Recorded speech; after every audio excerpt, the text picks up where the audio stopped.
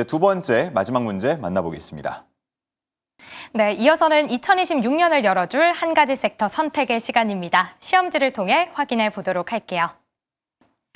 네, 건설과 반도체 그리고 엔터입니다. 2026년에도 상승세 이어질 섹터는 한 가지만 골라보도록 할 텐데요. 먼저 건설부터 만나보도록 할게요. 최근에 급등 이후 잠잠했던 건설주인데 오늘 또다시 불기둥을 뿜었습니다.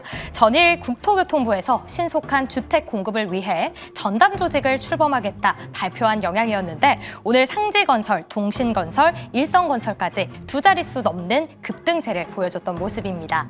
또 하나의 주인공 바로 반도체였는데요. 올해 마지막 거래일 또 삼성전자와 SK하이닉스 나란히 역사적인 신고가를 경신했습니다. 업황에 대한 기대감도 이어지고 있는데요. 여기에 미국에서 국내 반도체 기업들에 대해 장비 반입 규제를 완화해주겠다라고 또 발표를 하면서 중소형 그리고 소부장따까지도 이 훈풍이 이어졌던 모습입니다.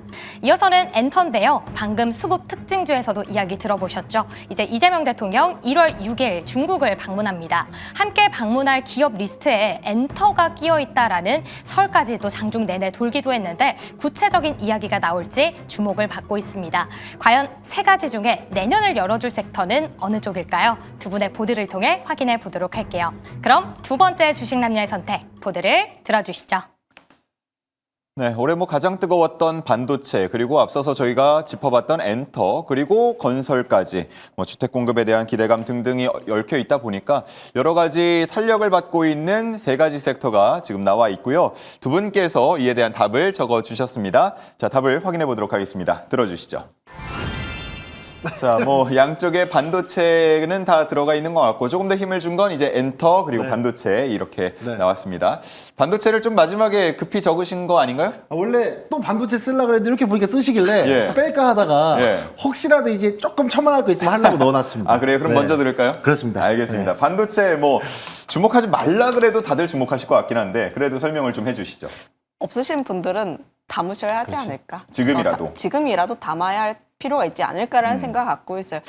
사실 올해에도 이야기할 게 반도체를 비롯한 AI 관련 종목군들의 랠리가 나왔다라고 보시면 좋을 것 같고 내년에도 결국 돈이 움직일 수 있는 섹터는 AI지 않을까라는 생각을 가지고 있어요. AI가 워낙에 이제 버블에 대한 논란이 있기는 하지만 장단점이 굉장히 뚜렷합니다. 장점 같은 경우에는 엄청난 수익성을 가져올 수 있다라는 점이고 단점은 지금 그거를 기대하기에는 아직까지 수익성이 조금 미약하다인데 다르게 이야기를 하면 지금 그 엄청난 수익성을 가지기 위해서 각 국가가 돈을 계속 쓰는 단계라고 보시면 좋을 것 같아요.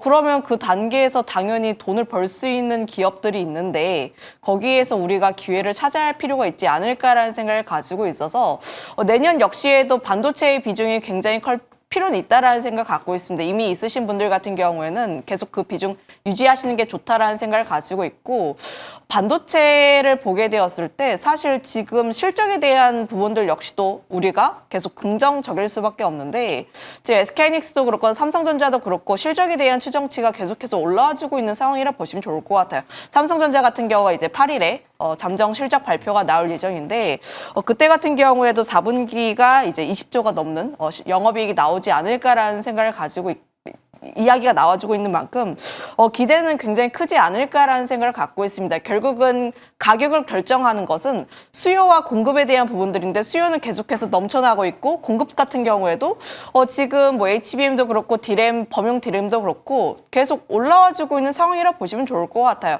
공급자 위에 있는 시장이 여전히 지속이 되고 있는 만큼 지금 이런 부분들을 볼 필요가 있지 않을까라는 생각을 갖고 있습니다. 그리고 환율에 대한 부분을 보게 되었을 때 사실은 이제 정부 쪽에서 개입하면서 좀 떨어졌다가 다시 한번 또 이제 좀 꿈틀 이렇게 위로 조금씩 이렇게 올라가고 있는 부분들이 있는데 지금 사실 환율 같은 경우는 우리가 구조적으로 생각했을 때 크게 개선된 것이 없습니다. 그냥 이제 강제적으로 개입한 것이지 지금 우리나라의 원화 가치에 대한 부분들이 사실은 크게 개선된 것이 없기 때문에 환율이 굉장히 튀었을 때 외국인들이 또 어디를 샀는가를 보시면은 외국인 투톱, 그러니까 이제 반도체 투톱에 계속 들어왔습니다. 그렇죠, 예. 저는 그런 점들을 감안을 하면 지금 외국인들 같은 경우에 환율 때문에 무서워서 많이 못 들어온 것보다는 실적이 계속 나와주고 있는 쪽 그런 쪽은 그래도 좀 안전하지 않을까라는 생각을 가지고 있어서 반도체에 대해서 좀 주목해보자라는 의견 드리겠습니다. 네, 좋습니다. 삼성전자를 중심으로 또 반도체에 대한 설명을 많이 해주셨는데 삼성전자 12만 원이라고 치고 네. 지금 목표 주가 많이 16만 원 정도 수준으로 잡고 있더라고요. 네. 그러면은 따지고 보면 한 33% 정도의 수익률인데 한 종목에서 33% 정도 수익률 내가 냈나 이렇게 좀 곰곰이 한번 생각해 보시면서 비교를 해보시면 좋을 것 같아요. 어떻게 반도체를 계속해서 주목을 한다면 역시나 지금 없는 분들이 담기에 삼성전자가 가장 매력적인 건가요?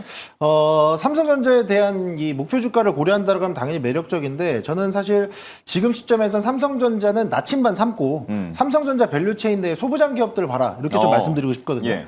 그러니까 지금 삼성전자가 시장에서 부각되는 이유 중에 하나가 단연 HBM에 대한 재료를 빼놓고 이야기할 수가 없어요.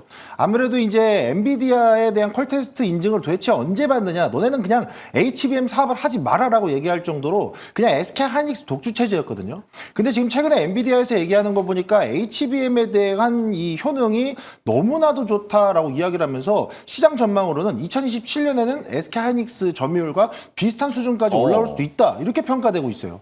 그러니까 사실 이 부분은 아무도 생각하지 못했던 거거든요. SK 하이닉스의 독주 체제는 계속될 것이다라고 이미 시장에 판이 깔려 있었던 상황이기 때문에 삼성전자의 HBM에 대한 기대감은 그냥 마이크론하고 그냥 어깨 나란히 한 수준이겠지 정도였단 말이에요. 근데 아무래도 엔비디아에서 이 부분에 대하게 크게 말해주고 있고 삼성전자 쪽에서도 유의미한 물량을 좀 확보했다라고 하면서 내년 2분기부터 본격화된다라고 하다 보니까 그 재료가 또 들어오면서 삼성전자 HBM 밸류 내에 있는 소부장 기업들을 저는 꼭 한번 지켜보셨으면 좋지 종목 않을까. 하나만 딱 말씀해 주세요. 근데 이거를 제가 많이 준비를 했는데 예. 조금 뒤에 제가 또 할 게 뒤에? 있어가지고 알겠습니다. 그래갖고 방송 끝까지 보시면. 끝까지 보셔야 돼요. 그죠? 그래서 끝까지 보시면 제가 소개를 해드릴 건데 그 밸류체인 안에 있는 종목들을 꼭 한번 여러분들이 저점에서 잡아보신다라 그러면 삼성전자 신고가 소부장에 못 갈 이유가 전혀 없습니다. 저는 그 흐름들을 기대해봐라 이렇게 말씀드리겠습니다. 자, 그리고 엔터를 또 중심으로 그렇죠. 적어주셨는데 짧게 한번 소개 부탁드릴게요. 사실 엔터는 앞서 우리 팀장님께서 하이브 말씀하시면서 이게 어느 정도 정리를 좀 해주셨는데 사실 이제 가장 중요한 건 제가 보는 관점에서는 연초에 이재명 대통령을 비롯해서 우리나라 경제사절단이 중국을 방문한다? 이거 연초에 저는 1월 달에 주도 섹터로 자리할 가능성이 매우 높다 이렇게 보여요. 그러니까 조금 더 과감하게 얘기하면 CES 2026 바람을 쑥 빼가지고 이 엔터와 관련된 기업으로 들어갈 수 있지 않을까 하는 기대감까지 나오거든요. 왜냐하면 CES 2026에 대한 재료가 어느 정도 주가에 반영돼서 로봇주의 랠리가 많이 나왔잖아요, 연말에. 그렇다 보니까 이제는 어느 정도 고점에 대한 이 밸류 부담이 있는 상태에서 이렇게 새로운 이슈가 발생한다? 이거 너무나도 큽니다. 그래서 지금 입장에서는 엔터주에 대한 흐름들이라든가 일부 한한령 해제에 대한 기대감들이 정부 정책에 대한 흐름으로 밀어주고 있고 실제로 관련주들의 주가 흐름도 보게 되면 고평가보다는 저평가 또는 적정 주가에 위치해 있다 보니까 정말 이 엄청난 시장인 중국 시장에 다시 한번 리오프닝 되면서 문화적 교류라든가 경제 교류에 대한 부분들이 있다라 그러면 저는 그 시장 우리가 관련주 충분히 한번 기대해 볼 만하지 않나. 그러면 그 중에서도 엔터주도 꼭 한번 기대해 볼 만하지 않나라는 말씀 드리면서 여기는 제가 이제 이거는 조금 이따 안 할 거라서 타픽 정보 하나 좋아요, 말씀드리면 좋아요. 예. 제가 오늘 아침에도 소개를 해드렸었는데 저는 일단 아티스트 IP로 사업하는 노머스 이야기를 좀 해야 될 것 같아요. 오늘도 지금 어느 정도 시세 분출이 나왔고 오늘 맞아요. 아침에도 제가 제시드렸던 종목인데 이 아티스트 IP 사업하는 기업들은 꾸준히 보셔야 되는 게 제가 보는 관점에서 일부 엔터사들은 앞서 팀장님이 말씀하셨던 것처럼 하이브도 일부 아티스트에 대한 개인 이 사람으로서에 대한 리스크가 조금씩 발생을 한단 말이죠. 그럼 그게 주가에 반영이 돼버려요. 그래서 엔터주에 대한 리스크가 조금 있는 건데 이 아티스트 IP로 사업하는 기업들 그 노머스나 디오유 같은 기업들은 뭐 해외 시장에서 뭐 플랫폼 판매하든가 굿즈 판매하든가 아니면 해외 뭐 투어라든가 공연 등에 대한 수익을 얻는 그런 기업들이기 때문에 그에 대한 리스크를 떼놓고 보는 기업이다. 게다가 디오유 같은 경우에는 노머스 같은 경우에는 이 중국 IP에 대한 부분들이 이미 진출이 돼 있는 기업이기 때문에 그 흐름 본다라 그러면 저는 노머스도 한번 주목해보자 이렇게 말씀드리겠습니다. 네, 좋습니다. 자, 이렇게 해서 엔터 탑픽까지 알아봤습니다.